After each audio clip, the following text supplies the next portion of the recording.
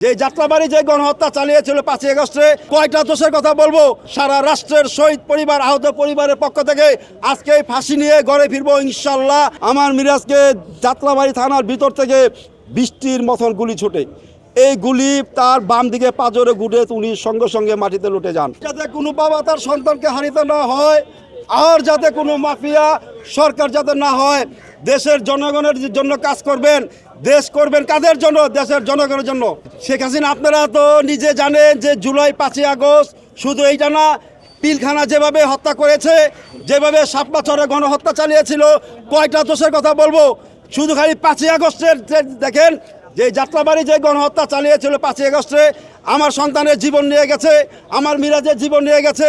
আমার মিরাজের পক্ষ থেকে সারা রাষ্ট্রের শহীদ পরিবার, আহত পরিবারের পক্ষ থেকে আজকে ফাঁসি নিয়ে ঘরে ফিরবো ইনশাল্লাহ। পদ্মা সেতু, মেট্রো রেল এবং এলিভেটেড এক্সপ্রেসওয়ে নির্মাণের গর্বিত অংশীদার বসুন্ধরা সিমেন্ট। আল্লাহ যাতে আমাদের জজ সাহেবের মুখে বলি দেন যে সবাইকে ফাঁসির রায় দিলাম। শুধু ফাঁসি দিলেই শান্তি হবে না, ফাঁসির রূপে তাদেরকে কার্যক্রম করতে হবে। আগামীতে যাতে পার্লামেন্টে যাবেন, সেই পার্লামেন্টে শহীদ যোদ্ধাদের 5ই আগস্টের রক্ত নিয়ে ধারণ করে সবাই এক ছাদের নিচে এসে এই আইনটা যাতে ঘোষণা করে, শক্ত করে তাদেরকে খুঁজে খুঁজে এনে রাষ্ট্রকে দেখা দেন, বিশ্বকে দেখা দেন যে আমরা আইন নিয়ে চলি, আইনকে শ্রদ্ধা করি। আমাদের আইনটা যদি আইনের জনতার উপরে থাকতো তাহলে আজকে আমাদের এই পরিস্থিতি দেখতে হতো না।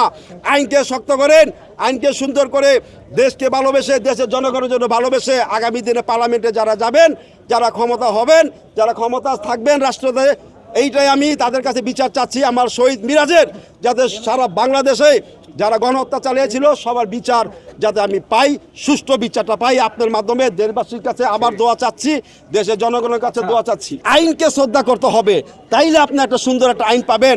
আপনি যদি আম গাছ লাগিয়ে যদি আপেল চান, পাবেন না। আম গাছের স্বাদ কিন্তু আমি দিবে, আপেল দিবে না। তাই আমি আবারও বলছি, রাষ্ট্র যারা ক্ষমতা আসবেন সবাই মিলেমিশে এই জুলাই 5ই আগস্টের যারা মাফিয়ার দাঙ্গা বাহিনী, ছাত্রলীগ, যুবলীগ, পুলিশ বাহিনী যারা হত্যা করেছে সবাইকে খুঁজে খুঁজে এনে, শুধু দিল্লি না পিন্ডিক থেকেও তাদেরকে খুঁজে এনে আরেকটা জিনিস বলতে চাই, তাদেরকে যেই সম্পদ আমার দেশের থেকে নিয়ে গেছে, গণহত্যা চুরি করে নিয়ে গেছে, এই টাকা যাতে সিজ করা হয়, তাইলে তাদেরকে সম্ভব ধরা